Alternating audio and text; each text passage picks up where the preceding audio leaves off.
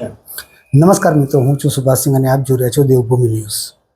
દ્વારકા ભગવાન કૃષ્ણની કર્મભૂમિ, ત્યાં હર રોજ હર હંમેશ ધાર્મિક ઉત્સવો ઉજવાતા હોય છે. આવા જ ઉત્સવો વચ્ચે રાજ્ય કક્ષાનો સાંસ્કૃતિક કાર્યક્રમ દ્વારકા શારદાપીઠના અધ્યક્ષતામાં યોજાઈ રહ્યો છે.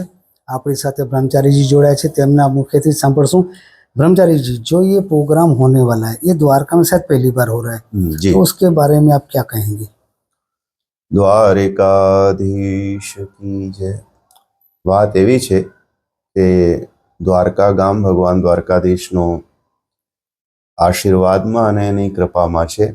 જગતગુરુ શંકરાચાર્ય સ્વામી સદાનંદ સરસ્વતીજી મહારાજના નિશ્રામાં અને એમનું સાનિધ્યમાં આ વખતે પ્રથમ વખત 33મો શિક્ષણ જગતના જે બાળકો છે આપણા, એ બાળકોની સ્પર્ધા અહીં આપણે પાઠશાલામાં ઉજવાય છે.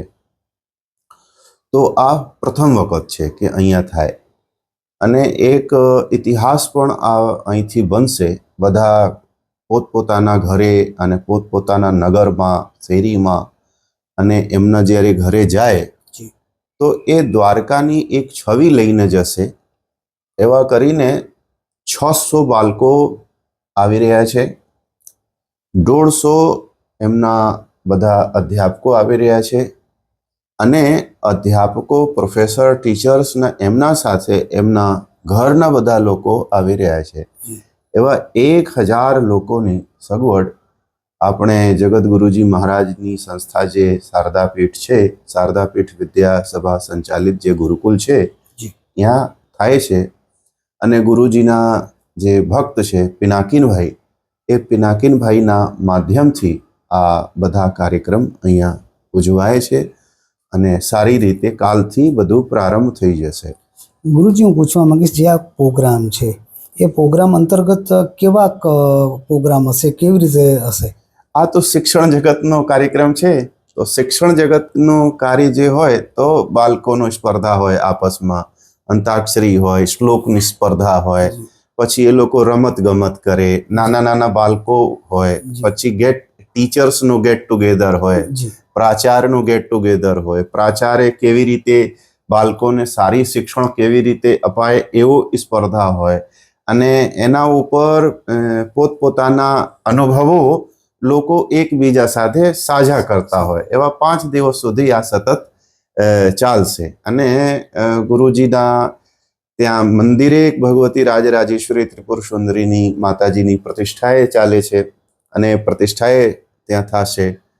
યજ્ઞ એ થશે. પછી યજ્ઞ કેવી રીતે કરવો જોઈએ, યજ્ઞોમાં સાકલ કેવી રીતે, કોણ કોણ કરી શકે, કોણ કોણ ન કરી શકે, એ અધ્યાત્મ જગતનો જેને આપણે બોલતા હોઈએ કે ભક્તિ માર્ગ નહીં, એ પ્રેક્ટિકલ માર્ગ, જે એકદમ વૈજ્ઞાનિક વસ્તુઓ હોય, એ વસ્તુઓની સ્પર્ધા છે ત્યાં. બરોબર.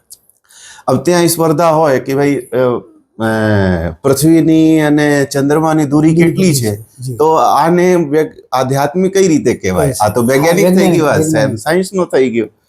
તો શિક્ષણ ક્ષેત્રનો આ કાર્યક્રમ છે. શિક્ષણ ક્ષેત્રમાં બાળકો કેવા કેવા આગળ આવે છે, એ બધી વસ્તુઓની સ્પર્ધા છે, કોમ્પિટિશન. અને સ્વામીજી, હું એ પણ પૂછવા માંગીશ કે આ સ્પર્ધામાં શું અન્ય લોકો જે છે જોવા માટે કે સાંભળવા માટે કે તેમાં ઉપસ્થિત રહી શકે છે? અન્ય લોકો, ગ્રામના લોકો તો ત્યાં છે જ, અને એ લોકો આવી શકે, જોઈ શકે, અને આ બધી વસ્તુઓ એકબીજાને કેવી રીતે લોકો ચર્ચાઓ કરે છે એ કરી શકે. તો એ તો થાય. અને આ પ્રોગ્રામના અંતર્ગત 17 તારીખે જગતગુરુ શંકરાચાર્ય પશ્ચિમામનાય દ્વારકા શારદાપીઠાધીશ્વર સ્વામી સદાનંદ સરસ્વતીજી પણ આશીર્વાદ આપવા માટે અહીંયા પધારે છે, અને એમના આશીર્વાદથી જ આ બધા કાર્યક્રમ ચાલી રહ્યો છે. તો એમની જે સાનિધ્ય આ બધા કાર્યક્રમોમાં, ઉત્સવોમાં આપણ પામશું, એનો અનેરો લાભ આપણ લોકોને મળે. ધન્યવાદ સ્વામીજી.